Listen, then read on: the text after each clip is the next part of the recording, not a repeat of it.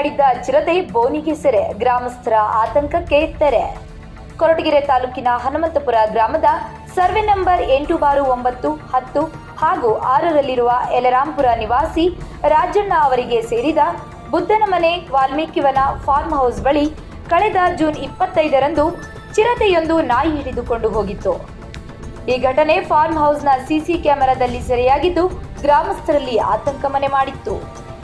ಘಟನೆಯ ಬಳಿಕ ರಾಜಣ್ಣ ಅವರು ಕೊರಟಗೆರೆ ಅರಣ್ಯ ಇಲಾಖೆಗೆ ಮಾಹಿತಿ ನೀಡಿದ ಹಿನ್ನೆಲೆಯಲ್ಲಿ ಅಧಿಕಾರಿಗಳು ಸ್ಥಳದಲ್ಲಿ ಬೋನ್ ಅಳವಡಿಸಿದ್ದರು. ಅದರಂತೆ ಜೂನ್ 29ರ ಮುಂಜಾನೆ ಸುಮಾರು 4 ಗಂಟೆ ವೇಳೆಗೆ ಚಿರತೆ ಬೋನಿಗೆ ಬಿದ್ದಿದೆ. ಮಾಹಿತಿ ತಿಳಿದ ಕೂಡಲೇ ಅರಣ್ಯ ಇಲಾಖೆ ಅಧಿಕಾರಿಗಳು ಸ್ಥಳಕ್ಕೆ ಆಗಮಿಸಿ ಅಗತ್ಯ ಮುನ್ನೆಚ್ಚರಿಕೆ ಕ್ರಮಗಳೊಂದಿಗೆ ಚಿರತೆಯನ್ನು ಸುರಕ್ಷಿತವಾಗಿ ಸೆರೆ ಹಿಡಿದರು.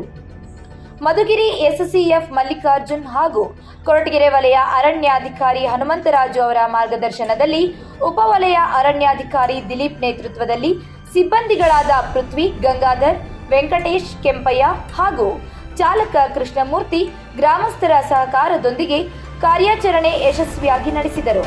ಸೆರೆ ಹಿಡಿದ ಚಿರತೆಯನ್ನು ಸುರಕ್ಷಿತವಾಗಿ ಬನ್ನೇರುಘಟ್ಟ ಅಭಯಾರಣ್ಯಕ್ಕೆ ಸಾಗಿಸಲಾಯಿತು.